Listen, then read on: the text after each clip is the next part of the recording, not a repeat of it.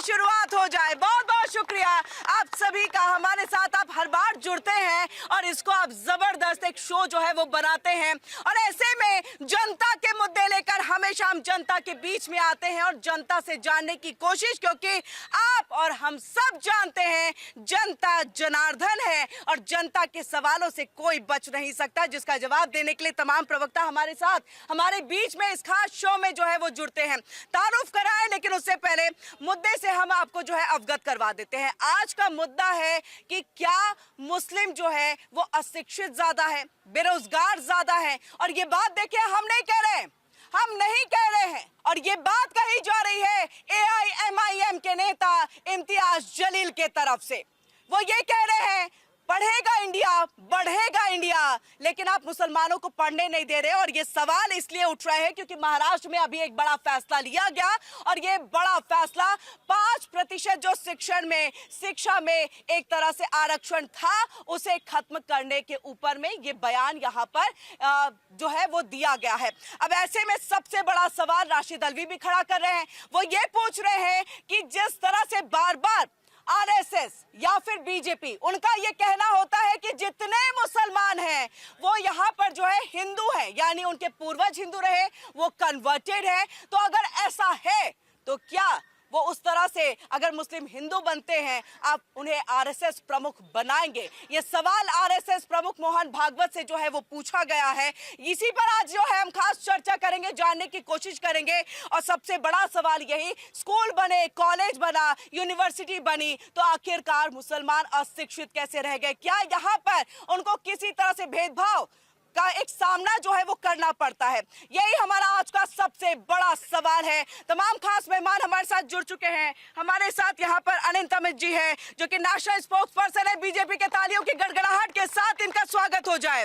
बहुत बहुत स्वागत है सर। हमारे साथ मृगेंद्र चौधरी जी है, हिंदू धर्म गुरु हैं, आपका भी बहुत बहुत स्वागत है। तालियों की गड़गड़ाहट के साथ इनका भी स्वागत हो जाए। संजय मिश्रा जी पॉलिटिकल एक्सपर्ट है, हमारे साथ जुड़ चुके हैं। तालियों की गड़गड़ाहट के साथ इनका भी स्वागत। और कुछ ही देर में प्रोफेसर DK शर्मा जी भी जुड़ेंगे, पॉलिटिकल एक्सपर्ट है, उनसे भी जानने की हम कोशिश करेंगे।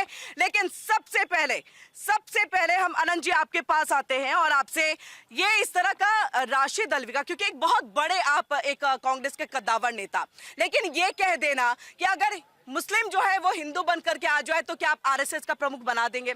एक सवाल, इसका जवाब दीजिएगा। दूसरा जो यहाँ पर AIMIM की तरफ से उठाया गया कि 5% आप शिक्षण जो संस्थान में मुस्लिमों के लिए आरक्षण है उसे खत्म कर रहे हैं, तो ये बढ़ेंगे कैसे आगे? और इसीलिए तो सबसे ज्यादा बेरोजगारी है, इसीलिए तो अशिक्षित है ये। किरण जी, सर्वप्रथम आज पूरा देश छत्रपति शिवाजी महाराज की जयंती मना रहा है, हम उनको नमन करते हैं और आपके मुद्दे पर आते हैं। आज राशिद अल्वी जी की बात आपने कही। राशिद अल्वी जी को बहुत दिनों बाद याद आई हिंदुस्तान के मुसलमानों की। मैं उनसे पूछना चाहता हूं, इस देश में कांग्रेस का 65 साल तक शासन रहा, सच्चर कमेटी की रिपोर्ट आती है, अब्दुल रहमान की रिपोर्ट आती है, आपने मुसलमानों के लिए क्या किया? आज जिस तरीके से महाराष्ट्र की सरकार ने जो ऐतिहासिक फैसला लिया है उस फैसले का हम स्वागत करते हैं और हम ये कहना चाहते हैं कि इस देश में भारतीय जनता पार्टी और हमने संविधान के निर्माता डॉक्टर भीमराव अंबेडकर साहब के नीति और नियमों को मानने के तहत आज जो महाराष्ट्र गवर्नमेंट ने वहां के मुसलमानों के 5% आरक्षण को जो समाप्त करने का काम किया है, ये वास्तविकता में डॉक्टर भीमराव अंबेडकर साहब ने कहा था कि समाज में अगर आरक्षण चाहिए तो धर्म के आधार पे नहीं, जो पिछड़ा है पिछड़ों के आधार पे होना चाहिए, और यही चल रहा था। लेकिन 2014 में कांग्रेस और NCP की सरकार होती है महाराष्ट्र में, चुनाव के ठीक पहले इस तरह का तुष्टीकरण की राजनीति करने के लिए जो फैसले लिए गए थे उस फैसलों को हमारी सरकार ने कल खत्म करने का काम किया है और इसकी जितनी भी सराहना की जाए वो कम है। हम संविधान पे विश्वास करते हैं, संविधान के तहत चलते हैं। संविधान ये कहता है कि आरक्षण देंगे, हम पिछड़ों के आधार पर देंगे। हमारी सरकार ने 10% आरक्षण सवर्णों को भी देने का काम किया, वो हमारी सरकार ने देने का काम किया है। और राशिद अल्वी साहब कह रहे हैं कि RSS के लिए जो बात कह रहे हैं, तो मैं उनको बताना चाहता हूं, इसी RSS में राष्ट्रीय मुस्लिम मंच भी है जो कि मुसलमानों के विकास के लिए काम करता है। RSS में 52 ऐसे संस्थाएं हैं जो पूरे देश हित की बात करता है और RSS वो है जो राष्ट्र हित के लिए 24 घंटा सोचता रहता है। RSS वो है जो गद्दारों को चढ़ता नहीं और देशभक्तों के नशा उतरता नहीं।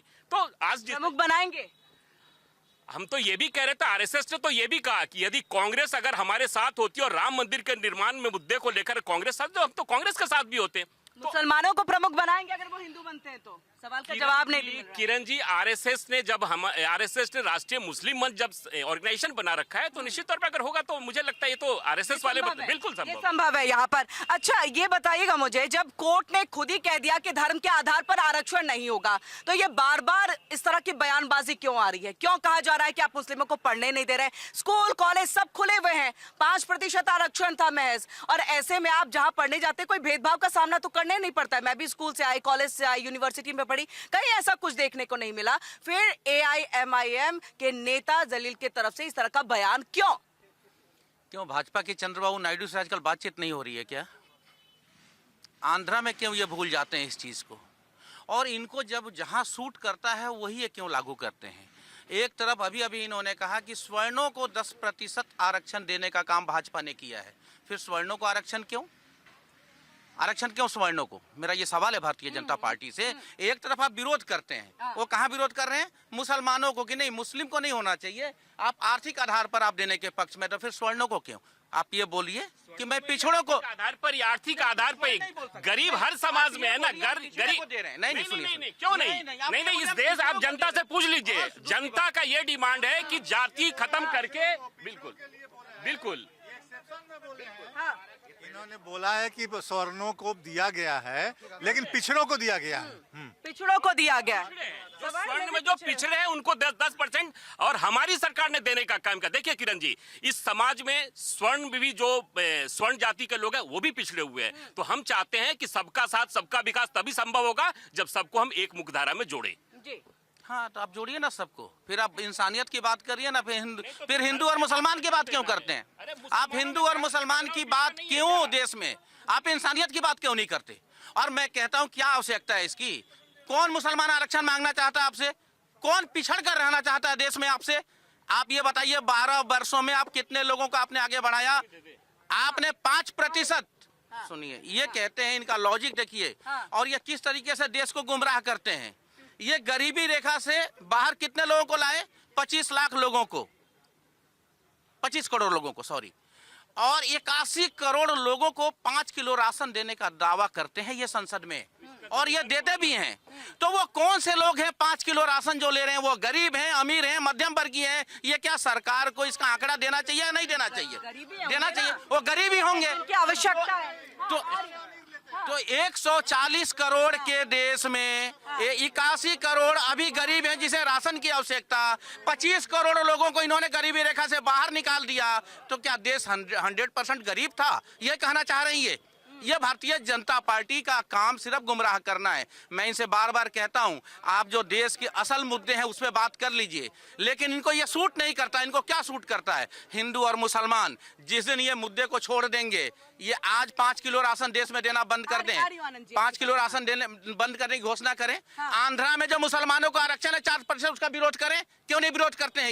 ये नहीं करेंगे, क्योंकि इनको जहां जो सूट करता है। अभी चुनाव है, और जिन राज्यों में चुनाव है उसका एक संदेश इनको देना है। महाराष्ट्र में एक इन्होंने गेम खेल दिया, बस इसमें ये काम करते रहेंगे। इनको राजनीति करनी है, इनको राजनीति करती है। आनंद जी जवाब लूंगी इसका, लेकिन मृगेंद्र जी ये बताइएगा आप हमें कि आरएसएस प्रमुख बनने के लिए जो बयान राशिद अल्वी की तरफ से और जो सवाल पूछा गया, उसमें आपको उनकी बात या उनका बयान कितने हद तक लग रहा है कि जायज है और होना चाहिए और मांग सही है?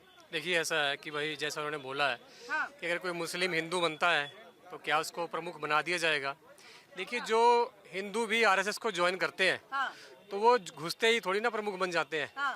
वो भी अपना ग्राउंड लेवल पे काम करते हैं। कुछ लोग पार्ट टाइम काम करते हैं, कुछ लोग जो है परिवार छोड़ करके पूर्णतः जो है पूर्णकालिक जो है उसके सदस्य बन करके स्वयंसेवी होकर के काम करते हैं। पहले वो ग्राउंड लेवल पे काम करते हैं, फिर जिला स्तर पे, फिर विभाग, हाँ जी, फिर विभाग स्तर पे काम करते हैं, ठीक है, प्रांत स्तर पे करते हैं। तब जा करके समय के साथ वो जब कुछ करके दिखाते हैं और उन्होंने जब कुछ अचीव कर लिया होता है, उनके अंदर जो स्किल्स है कि भी संगठन को चला सके, प्रॉपरली काम कर सके, तो उसके बाद वो बनते हैं। तो अगर कोई मुसलमान भाई भी अगर हिंदू बन के काम करना चाहेगा और कुछ अचीव करके दिखाता है तो उसको क्यों ना बनाया जाना चाहिए? बनाया जाना चाहिए, बिल्कुल बनाना चाहिए। संजय जी, इस पर हम जवाब लेंगे आपसे। हाँ, आप क्या कहना चाह रहे हैं? ये आरक्षण तो होना ही नहीं चाहिए। आरक्षण उसको मिलना चाहिए जो भी विकलांग है या बिल्कुल लाचार है, उसके लिए होना चाहिए। और जैसे मान लो जो भी है पिछड़ी जात के हैं, उन लोगों में अगर ये आरक्षण रहेगा तो उनके बच्चे और भी नहीं पढ़ेंगे और भी निकम्मे होंगे। जब उनको आरक्षण मिल रहा है तो हम 70% 80% क्या करेंगे लाके? क्योंकि जब हमें घर बैठे खाने को मिल रहा है तो हम क्यों ऐसा काम करेंगे? तो आरक्षण ये सभी के साथ में हमारा देश तो जो 5% आरक्षण खत्म किया गया वो सही किया गया? सही किया गया है, बिल्कुल स्मार्ट है, बिल्कुल। अच्छा, सवर्ण में 10% आरक्षण देने की बात की, पिछड़ों में पिछड़ों में भी नहीं होना चाहिए, ये सिर्फ उसके पास होना चाहिए आरक्षण जो विकलांग है, जो लाचार है, जो आर्थिक तौर पर मजबूर है, मैं आ रही हूँ आप लोगों के पास। हाँ, बताइए। मेरा कहना है कि पढ़ाने की बात है, डॉक्टर बन के भी आतंकवादी बन रहा है आरक्षण वाले, तो फिर कितना पढ़ेगा? क्या पढ़ के क्या कर लेंगे? क्या करेंगे? हाँ। देखिए, चिंता का विषय सिर्फ इसमें से ये है कि यूजीसी का जो कानून लाने का आखिरकार गवर्नमेंट का मकसद क्या था? फर्स्ट थिंग क्या है, यूजीसी से क्या हो, जातवाद को बढ़ावा देना, लड़ाई करवाना था। स्कूलों में जो भी क्या प्रैक्टिस अभी चल रही है, क्या किसी को दूसरी सीट में बिठाया जाता है अभी भी? क्या या सवर्ण जाति को अलग से चेयर मिलती है? नहीं होता।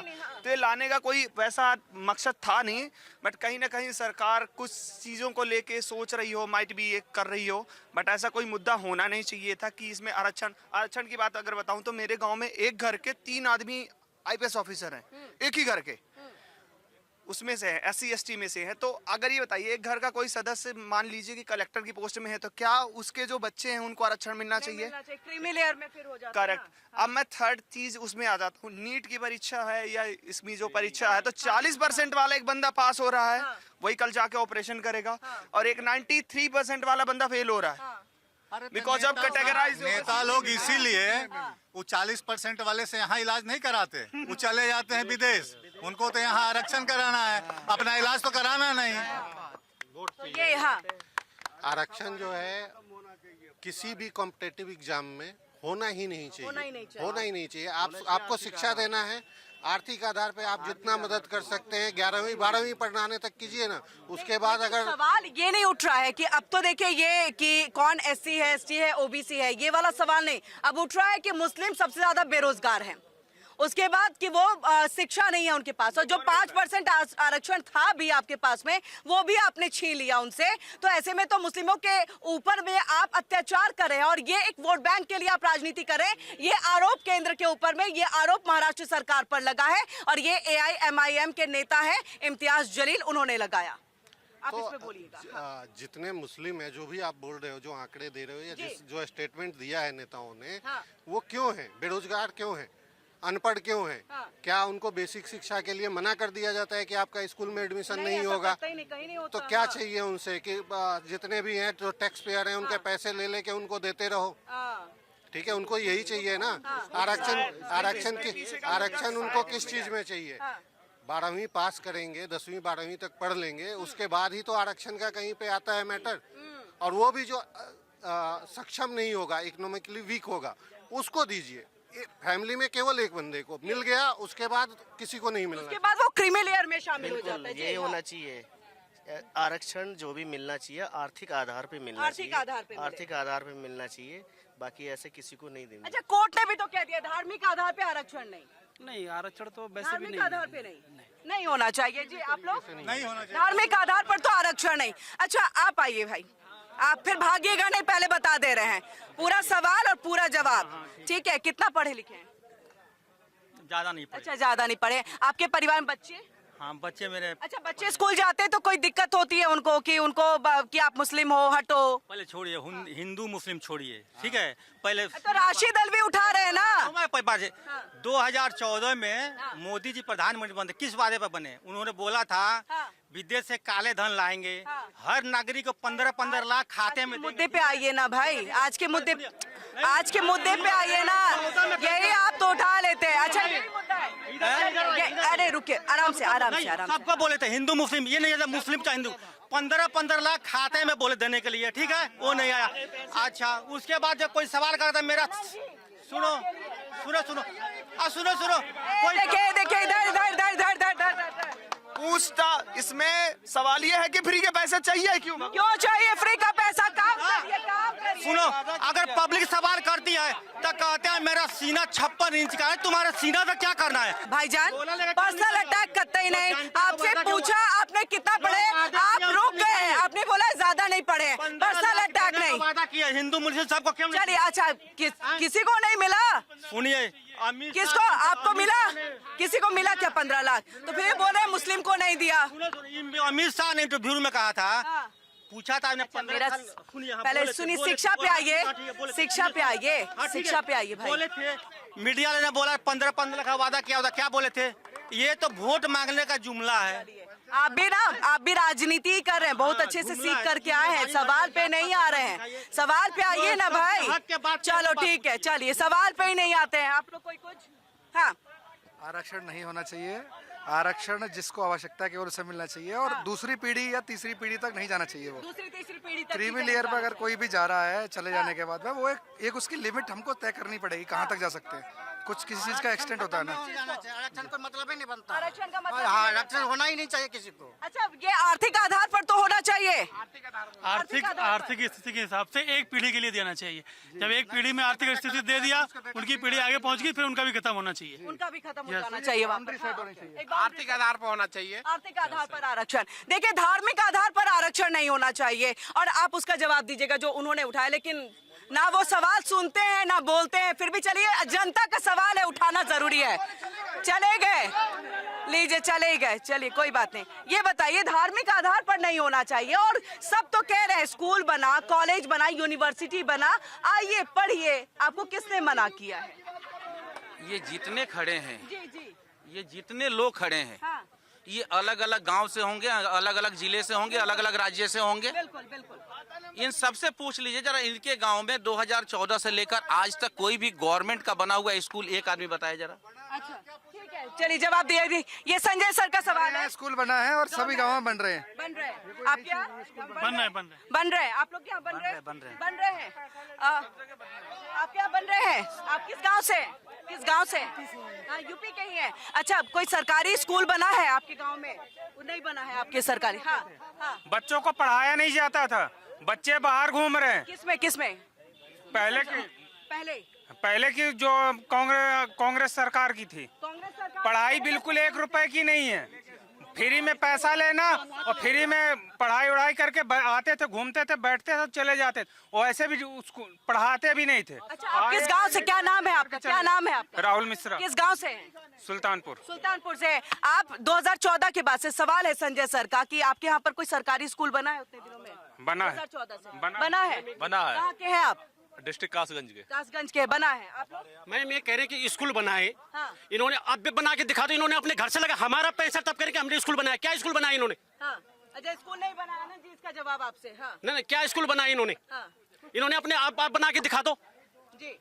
हमारा ही पैसा तब करके हमने स्कूल बनाया। हमने ये किया, आप करके दिखा दो। हाँ। अच्छा ठीक है। हाँ, इधर आइए। कांग्रेस ने तुम्हारा पैसा भी लिया, फिर भी नहीं बना के दिया था। हाँ, तब भी नहीं बना के। बीजेपी में जो चल रहा है सही चल रहा है। अभी अंकल जी ने कहा कि 15 लाख रुपए देने की बात कही थी। मोदी जी ने कहा था कि हमारा बाहर इतना पैसा है कि अगर वहाँ से पैसा आ जाए तो एक आदमी के उसमें 15 लाख रुपया, ये नहीं कि तुम्हारे खाते में डाले। खाते में डालने के लिए नहीं कहा था। खाते में डालने के लिए नहीं कहा था। कांग्रेस ने तो ये भी बोला था महिलाओं को, बॉम्बडन महिलाएं उसमें आ गई बहकावे में। 15-10 हजार रुपए खटा आएंगे, आए नहीं आए ना। लोकसभा सांसद सोना भी नहीं आया राहुल का, सोना आया। के पास में 4 कट्टे सोना नहीं बनाया अभी तक। नहीं बनाया, आलू का कट्टा आ गया। चलिए, बहुत सारे जुमले जो है वो यहाँ पर बन भी रहे हैं। आप एक तो जवाब दे दीजिएगा उन्हीं का, वो 15 लाख का। वैसे तो जनता ने जवाब दे ही दिया, लेकिन आप भी बताइए। मौलवी साहब सुन लीजिए, ये भारतीय जनता पार्टी के किसी भी नेता ने 15 लाख का कोई जुमला नहीं, ये जुमला ये सिर्फ कांग्रेस कहती रही, भारतीय जनता पार्टी ने ये कहा। सुनिए, 1947 में जो देश का बंटवारा हुआ ना, धर्म के आधार पे हुआ। आप आज इस देश में हैं और सबसे सुरक्षित महसूस कर रहे हैं, तो ये हमारी सरकार की देन है। ये मोदी जी के नेतृत्व में बढ़ता हुआ देश है। और आप पूरी दुनिया में अगर मुसलमान अगर सबसे ज्यादा कोई सुरक्षित है तो वो हिंदुस्तान में सुरक्षित है, क्योंकि मोदी जी के नेतृत्व में सरकार है। यहाँ पर। ये धर्म पे आ गए ना, थोड़ी देर के बाद तो अभी पाकिस्तान, मुसलमान पे आ गए, धर्म पे आ गया, पाकिस्तान बाकी है। नहीं, आपके डिबेट में देखिएगा अभी क्या क्या आ गया, मुसलमान आ गया। धर्म आ गया, अब पाकिस्तान आना बाकी है, अभी तुरंत आएगा। लेकिन सुनिए, मैं ये कह रहा हूँ, इन्होंने झुठलाया अभी किसी व्यक्ति को कि मोदी जी ने नहीं कहा था। क्या मोदी जी का ये स्टेटमेंट नहीं था कि जो काला धन जो विदेशों में पड़ा है, यदि वो आ जाए तो 15 लाख यूं ही लोगों को मिल जाए, ये कहा था ना। दूसरी बात, तो क्यों झुठला रहे हो अगले को? नहीं, क्यों झुठला रहे? फिर बोला मोदी जी का कमिटमेंट। सुनिए, क्या ये छोड़ दीजिए, क्या ये मोदी जी का कमिटमेंट नहीं था कि साल में 2 करोड़ रोजगार देने की बात क्या देश के प्रधानमंत्री ने नहीं किया? सुन लीजिए पहले। और जो अभी जो जनता की बात आई है, अभी जनता की जो बात है, 2 तरह की बातें आई है कि क्या कांग्रेस ने अपने घर से किया, तो क्या मोदी जी अपने घर से कर रहे हैं? पैसा जनता का ही है। जो सवाल उन्होंने बोला, उन्होंने बोला पैसे लेने के बाद भी मैंने सुना है, जो स्टेटमेंट है वही की बात कर रहा हूँ। सरकार का काम है जनता से पैसा लेना और जनता पे खर्च देना। भारतीय जनता पार्टी सरकार का काम है जनता से पैसा लेना और स्वयं पे खर्च लेना। ये देश के पहले प्रधानमंत्री नरेंद्र मोदी जी हैं। इन्हें नहीं, एक मिनट सुनिए, इन्हें समझ में, आपके बीच में नहीं बोला। सुनिए, पूछिए नेहरू जी किस देश के प्रधानमंत्री थे? भारत के प्रधानमंत्री थे ना। मैं बताता हूँ, इनमें से किसी से पूछिए जरा। मैं एक आंकड़ा देता हूँ आपको, जांच कर लीजिएगा आप। पूरे देश में 787 ऑफिस इनके बन रहे हैं, नया 5 स्टार, जिसमें 600 इन्होंने कंप्लीट कर लिए। 600।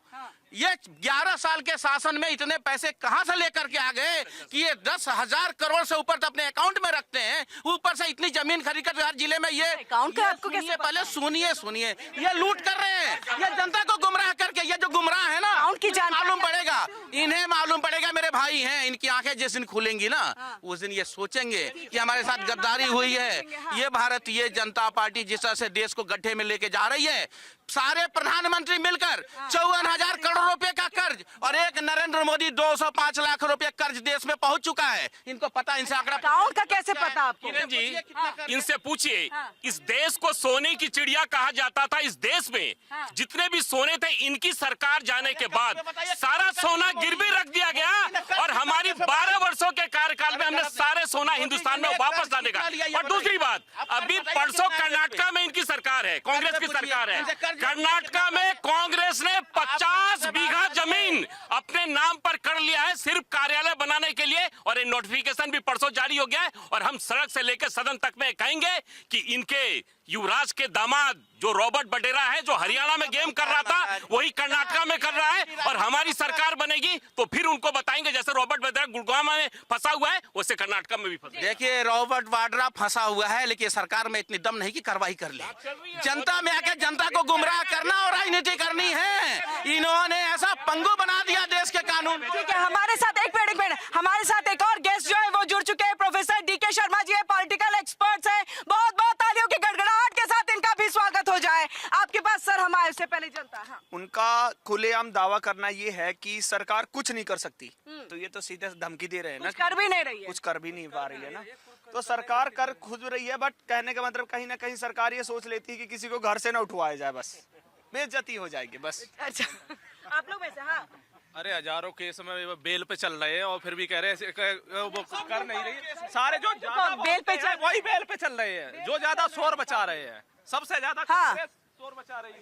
हाँ, सबसे ज्यादा कांग्रेस। आप कुछ कहेंगे जी? आप लोग चलिए, आप लोग में से कोई कुछ, आप आइए, अपनी बात तो रखिए, आइए।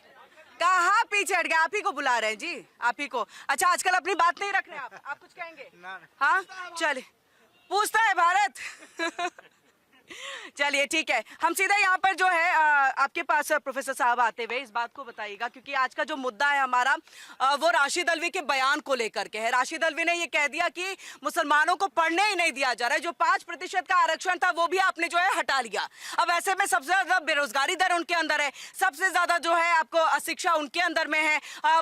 कई बार जो है वो पढ़ नहीं पाते हैं, आप एक डर का माहौल पैदा कर रहे हैं। तो उन्होंने सरकार पर ये सीधे तौर पर आरोप लगा दिया कि आप डर कर उनके बीच में माहौल ला रहे हैं और ये वोट बैंक की राजनीति आप कर रहे हैं। आप क्या मानते हैं? देखिए, हमें किसी दल विशेष से तो मतलब है नहीं, बिल्कुल, ना बीजेपी ना कांग्रेस की बात करते हैं। हाँ। रह गई बात, अगर मान लीजिए मौके की बात, तो जामिया इस्लामिया है, चाहे अलीगढ़ यूनिवर्सिटी, बहुत जगह हैं जहाँ पे उनके बच्चे को पढ़ने की सुविधा है। अभी मदरसे भी मिलते रहे, काफी फंड मिले उनको, सब कुछ मिले, तो ऐसी बातें नहीं है। उनको काफी मौका दिया गया, नहीं दिया गया, ऐसी बातें नहीं है। आगे भी मौका मिलना चाहिए, ऐसा नहीं है। ना हमें मुसलमान से कोई दुश्मनी है ना हिंदू से दुश्मनी है, ना हम उसके फेवर में बात करते हैं। गरीब लोग हर जगह, हमारे हिंदू में भी है और मुसलमान में भी है, मौका सबको मिलना चाहिए। हम उसके पक्षधर हैं। हमें वोट ज़्यादा नहीं करनी है कि हम बीजेपी और ये करने आए हैं, और हमें करना भी नहीं चाहिए। हमसे ये लोग उम्मीद भी नहीं करते होंगे।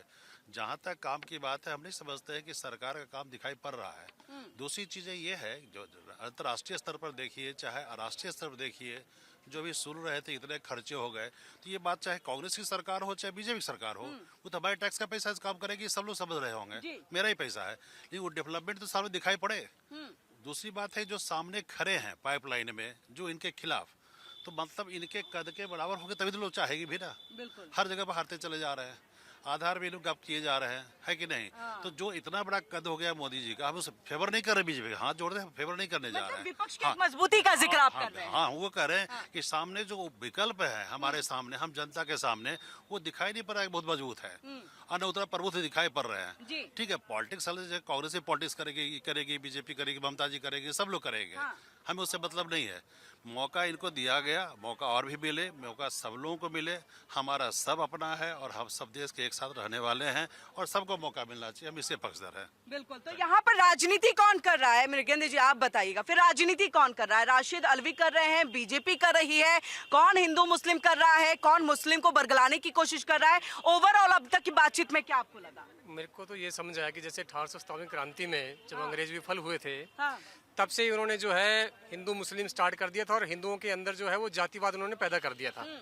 हिंदुओं को उन्होंने जाति के आधार पर तोड़ा, और मुसलमानों को हिंदुओं से अलग करने के लिए उन्होंने जो है हिंदू मुस्लिम स्टार्ट कर दिया था। यही नीति जो है कांग्रेस सरकार ने जो है आज़ादी के बाद से लागू की हुई थी। अगर वो सही तरीके से काम करते तो पिछले 50 साल में वो काफ़ी जो है सामंजस्य जो बना सकते थे। इसके साथ साथ आप देखिए कि अगर मुसलमानों की अगर बात कर लेते हैं, तो कांग्रेस के राज में भी मुसलमान बहुत पिछड़ा है। पढ़ाई में जो है उनकी कोई बरकत नहीं हुई है, जो है उनकी जो धार्मिक शिक्षा उसमें तो आगे बढ़े, परंतु जो भौतिक विज्ञान है, जो हमारे सामाजिक जो ज्ञान है, उसमें वो आगे नहीं बढ़ पाए हैं। ये सरकार की जो नीति थी खराब थी।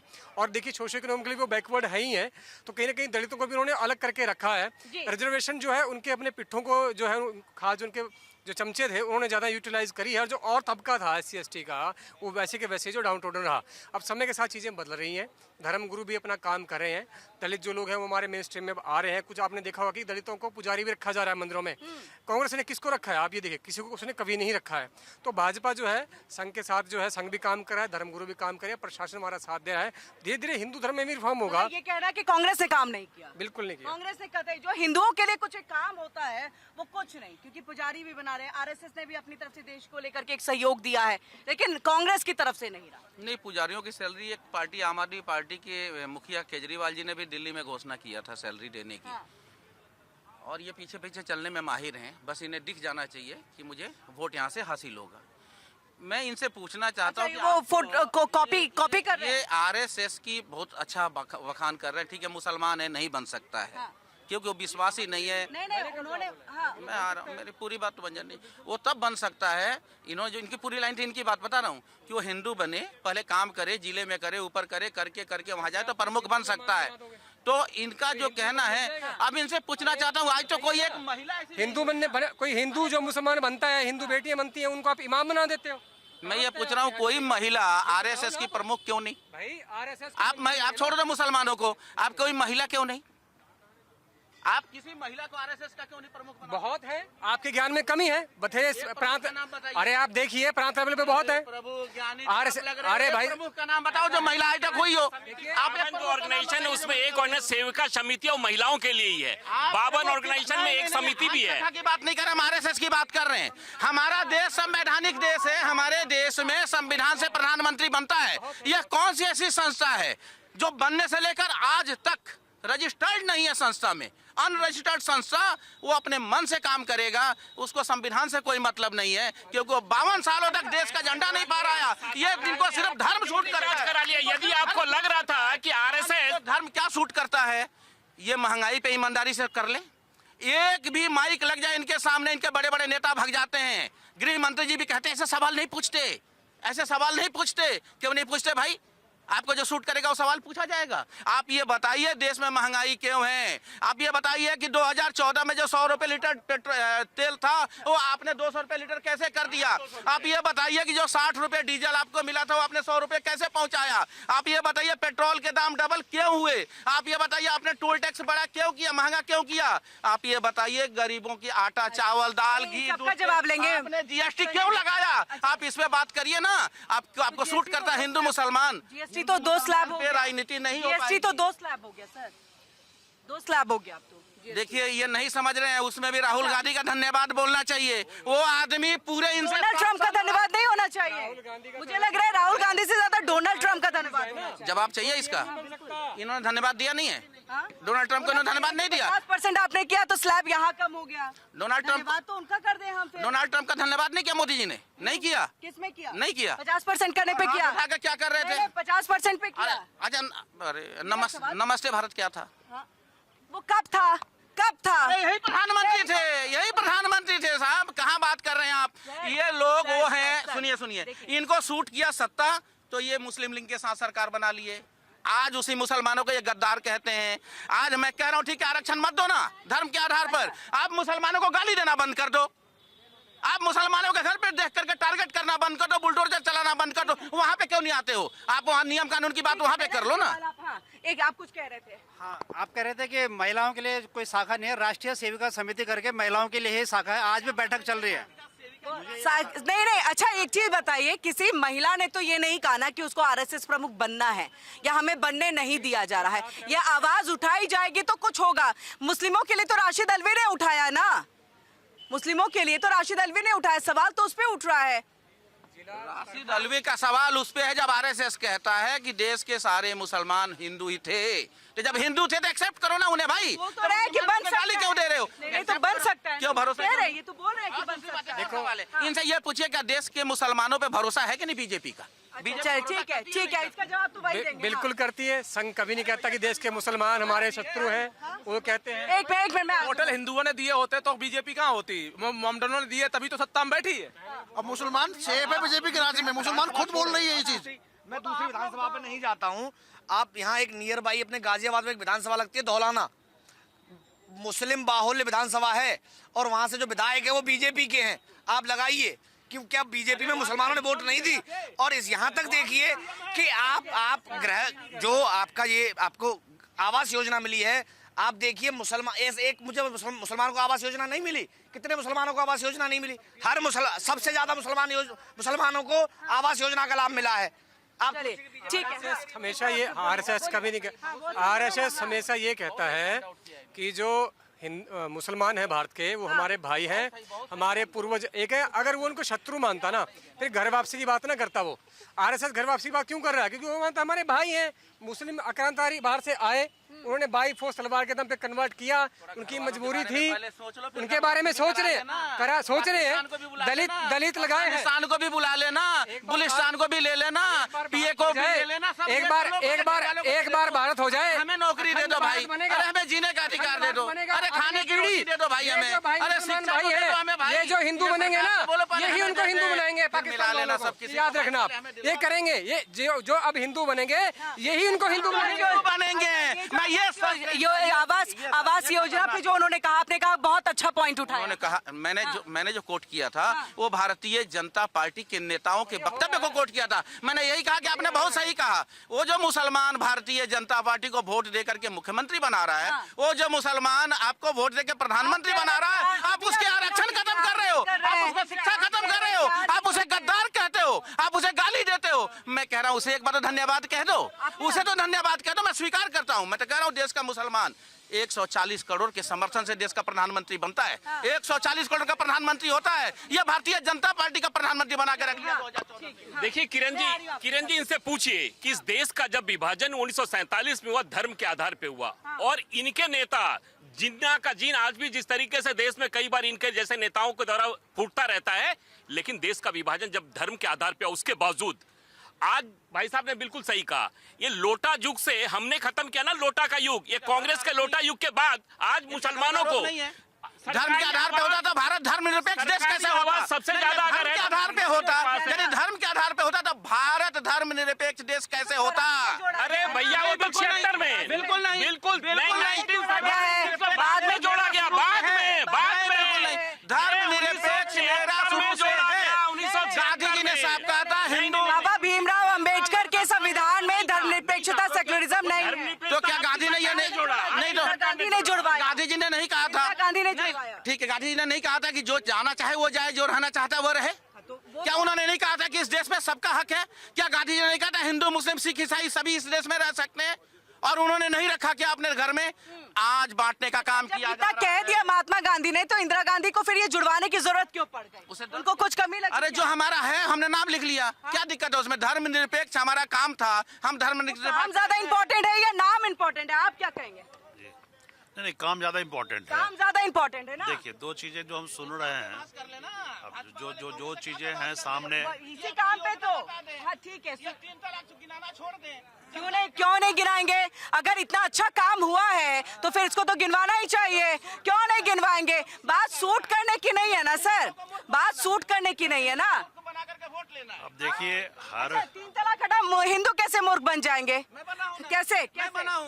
मुझे ये लगा था 2013 का भाषण सुन के, 2013 का भाषण जब सुना था और जब मोदी जी ने ये कहा था कि हवाई चप्पल वाले को हवाई जहाज में चलाने का सपना, 5000 का टिकट 40,000 में नहीं मिलता है आज। इनसे पूछो, हवाई जहाज में चलने वाले हवाई चप्पल पे चल रहे हैं। एक्चुअल देश की हालात ये है, ये जो आंकड़ा दिखा रहे हैं मीडिया के सहयोग से, ये दिखाते रहे। मीडिया का कोई सहयोग नहीं है। देखिए, जो चीजें दिखाने वाली हैं वो दिखाई जाती हैं, ये किसी के कहने से नहीं दिखाया जाता है। अगर कांग्रेस अच्छा करेगी तो उनकी भी चीज दिखाई जाएगी, समाजवादी पार्टी अच्छा करेंगे तो उनका भी अच्छा किया जाएगा। मैं ओवरऑल 4 सवाल भाजपा से पूछे जाने चाहिए। 3 तलाक पे कुछ नहीं, 3 तलाक छोड़िए ना। अरे तो खुश हो जाए। मैं वहाँ से उनको छोड़ के अरे तो मैंने बोला इनको सूट करता। मैं कह रहा 4 सवाल देश के जो बुनियादी जो मूलभूत जो इशू हैं, महंगाई, बेरोजगारी, शिक्षा और स्वास्थ्य, सरकार का काम क्या है ये बताएं। सरकार किस लिए बनती है? मंदिर मांगे आनंद जी आपके पास। चलिए आपकी बात। हाँ,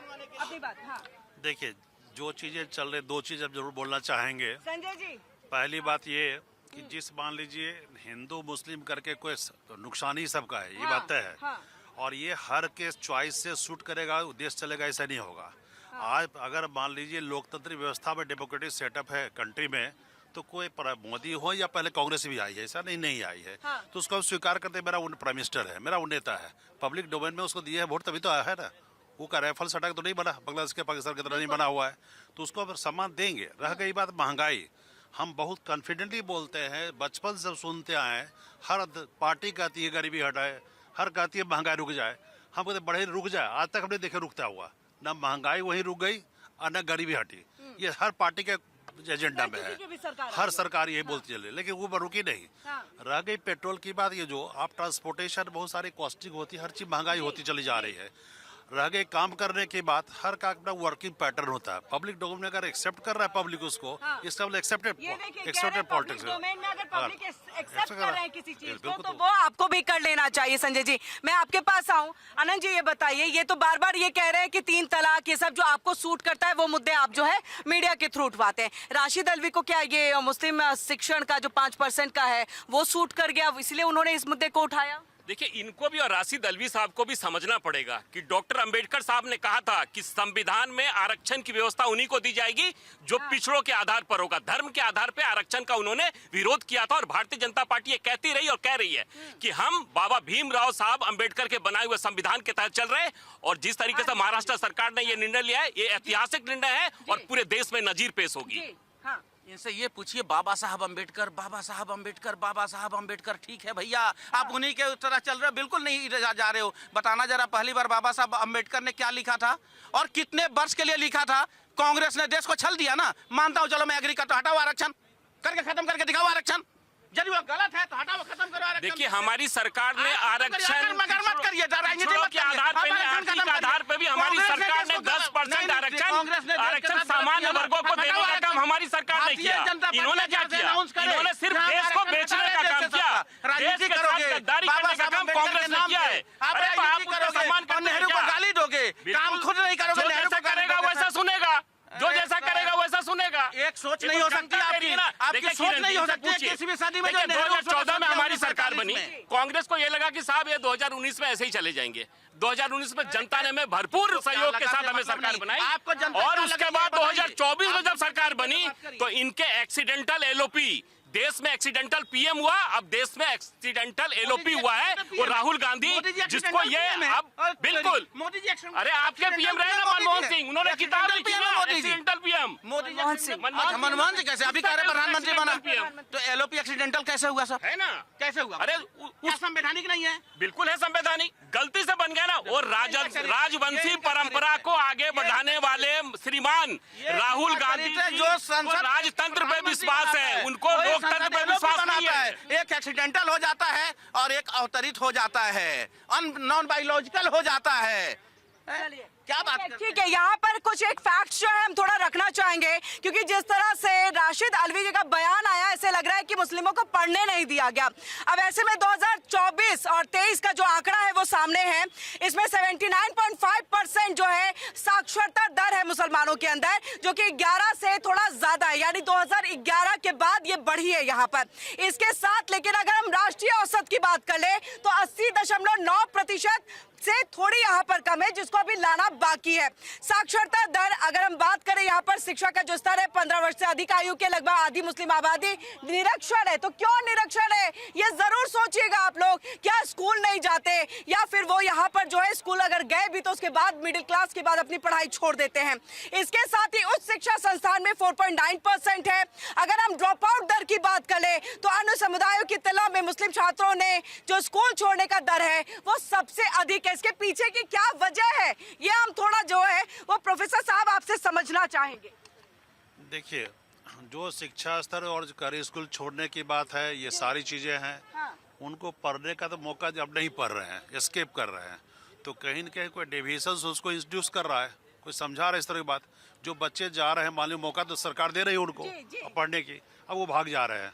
मान लीजिए आएंगे पढ़ेंगे तभी तो, अपने मदरसे में जा रहे हैं और जगह जाके पढ़े जा रहे हैं, स्कूल में क्यों नहीं जा रहे हैं? स्कूल में क्यों नहीं जाना चाहिए ना, उनको किसने रोका पढ़ने से? भाई वो जाए पढ़े।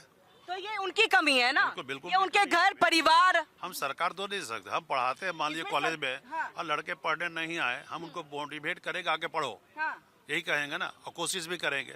वो एब्सेंट रहेंगे, भाग जाते हैं, तो उसमें आप छड़ी चला के आप बच्चों को पीटा तो नहीं जा सकता ना। इसलिए कंसिस्टेंस चाहिए ना, जो विजिलेंसी तो चाहिए उसमें कि हम पढ़े, हम लाभ लें गवर्नमेंट के एजेंडे का, एजेंसी का फायदा लें, और क्या है। बिल्कुल, मुझे संजय जी इस पे एक जवाब दे दीजिए, उसके बाद फिर मैं वाइंड अप करूंगी, आपके पास भी आती हूँ। नहीं, मैंने उनका सवाल सुना नहीं, यही सवाल था जो मैंने अभी अब डाटा एक रखा है कि सबसे ज्यादा ड्रॉप आउट का, स्कूल छोड़ने का ये मुस्लिम छात्र करते हैं, और ये क्यों है ये पता नहीं। स्कूल नहीं जाते हैं, मदरसा जरूर जाते हैं। ये मैं राशिद अल्वी के सवाल के ऊपर में आ रही हूँ। नहीं, देखिए, मैं बिल्कुल पॉलिटिक्स से बिल्कुल अब हट के मैं एक्चुअल बात करना चाहता हूँ, जो जनता को सोचना चाहिए इस बात पे। सरकार क्या कर रही है आज के डेट में? टीचर जो है वो सबसे ज्यादा काम कर रहे हैं सरकार का। किसमें? जनगणना में सरकार टीचर काम करेंगे। बिहार में एक योजना चली थी कि भैया वो दारू पकड़ने का भी काम नीतीश कुमार जी ने, ये डाटा उठा के देख लीजिएगा, एक शिक्षक कर रहे थे, सुनिए, ये शिक्षक कर रहे थे। इनके सारे काम, इनके जो राइट टू फूड था, जो छात्रों के लिए खाना बनता है, उसका जो टीचर ही व्यवस्था करेगा, वो राशन लेके आएगा और राशन बनवाएगा। सुनिए पहले, मेरा एक चीज, मान लीजिए ये प्रॉब्लम है भी, एक मिनट आ रही हूँ, मान लीजिए ये प्रॉब्लम है भी कि टीचर्स जो है वो बाकी सरकारी काम ज्यादा कर रहे हैं, तो ये तो फिर सब पे असर होना चाहिए ना, फिर तो हिंदुओं पे भी होना चाहिए, फिर मुस्लिमों पे ही क्यों हो रहा है? वो क्या देखते हैं, अच्छा टीचर तो हमारे आए नहीं है, चलो हम घर चले जाते हैं, हम क्यों स्कूल छोड़ दे? भाई आपसे बताऊं, ईमानदारी से आंकड़ा उठा के हिंदुओं में भी देख लीजिए, ईमानदारी से SC ST OBC को भी देख लीजिए। वो कम बताना पड़ेगा कि आप मुस्लिमों की राजनीति मत करिए, आप फिर साक्षरता दर पे बात करिए, ओवरऑल आप बात करिए, यानी आप राजनीति कर रहे हो फिर से मुस्लिमों की बात करके। यानी किसी राशिद अल्वी को बताना पड़ेगा। मतलब सवाल पूछ लेना राजनीति है? सवाल क्या, फिर तो आप कर रहे हो ना। नहीं, RSS चिल्लाए, लेकिन उसमें सवाल मत पूछो। वैसे ही देश के प्रधानमंत्री के प्यारे सांसद कह रहे हैं कि प्रधानमंत्री सवाल से ऊपर हैं। निशिकांत दुबे, किसी चैनल पर मैंने सुना था, काहे का सवाल? प्रधानमंत्री तो सवालों से ऊपर है, तो नॉन बायोलॉजिकल तो ऐसे ही है। सवाल को लेकर के देखिए बाकायदा डिबेट कर रही हूँ, जनता के बीच में हूँ, आप लोगों के बीच में हूँ। नहीं, मेरा शूट कर रहा है। नहीं, इसके बीच में हूँ, तो यानी गलत बयान दिया। आप साक्षरता कुल ओवरऑल आप साक्षरता पे बात करते हैं, आप ओवरऑल साक्षरता पे आप हिंदू मुस्लिम कर रहे हो। फिर जरूरी है देश में शिक्षा पे बात हो, स्वस्थ चर्चा हो, स्वास्थ्य के लिए चर्चा हो, बिल्कुल जरूरी है। गरीबी पे चर्चा करना जरूरी है, महंगाई पे चर्चा करना, और जनता को भी चाहिए इसी मुद्दे पे साथ देना। हमें मतलब नहीं है हिंदू मुसलमान से, ये जनता को भी आना होगा। लेकिन जनता का मजा आ रहा है जनता को, क्योंकि व्हाट्सएप यूनिवर्सिटी जो सुबह सुबह व्हाट्सएप घुसता है ना, वो मतलब क्या करता आप है। ना घेरे में सबको लेते हैं संजय जी। मतलब आपकी बात से कोई अगर अटैच ना हो, अग्री ना करे, तो वो व्हाट्सएप यूनिवर्सिटी में आ गया। मीडिया उसके हिसाब से खबरें चलाती है और बीजेपी जो है उनको सूट नहीं करती। मैं आपको देता हूँ, देखिए आप बोले, हाँ देखिए, सर सैयद अहमद खान जो थे मुस्लिम स्कॉलर, 1875 में उन्होंने कह दिया था कि मुसलमानों की जो पॉलिटिकल लाइफ है और उनकी सोशल जो लाइफ है और जो उनकी इकोनॉमिक लाइफ है, उसके अंदर जो मौलानाओं का बहुत ज़्यादा दखल अंदाजी है। इससे जो है वो इन सभी सेक्टर में बैकवर्ड हो गए। 1875 में उन्होंने जो है अलीगढ़ मुस्लिम जो है यूनिवर्सिटी की स्थापना की थी, वो एंग्लो मोहम्मदन जो कॉलेज उन्होंने बनाया था। आज भी वही बात है, आप डॉक्टर बन गए, परंतु मौलाना की इतनी ज़्यादा इंटरफेरेंस है कि आप बम फोड़ देते हो जाके लाल किला पे। तो यानी आप देखिए हिंदुओं में क्या है, पंडितों की इंटरफेरेंस सिर्फ आपकी रिलीजियस लाइफ तक है। वो आपके 16 संस्कार करवाएंगे, ठीक है, आपकी पूजा पाठ करवाएंगे, आप स्कूल कब जाते हो, आप क्या खाते पीते हो, शादी कहाँ कर रहे हो, इससे उनको बिल्कुल भी मतलब नहीं है। जबकि मुस्लिम वर्ग में ऐसा नहीं है, वहाँ पर मौलाना आपकी हर बात को तय करते हैं। टीवी देखना हराम है, ठीक है जी, ये करना हराम है, वो करना हराम है। जो भी उनको लगता है कि जिस काम से वो व्यक्ति ज्ञानवान हो रहा हो, सोशली कल्चरली डेवलप हो रहा हो, उस काम को वो हराम बोल के अपना गुलाम बना के रखते हैं। ये जो मानसिकता है गुलामी की, यही एक कारण है कि वो आज भी पिछड़े हुए हैं। और जब तक ये रहेगी मुस्लिम वर्ग पिछड़ा ही रहेगा और इनके लिए फ्री फंड के लड़ाइयाँ करता रहेगा। आप भी मानते हैं सबसे बड़े दुश्मन ये SC ST OBC को तो हिंदू मानते हैं, सनातनी मानते हैं, उन्हें आज भी आरक्षण की आवश्यकता क्यों मोदी जी कहते हैं मैं भी OBC।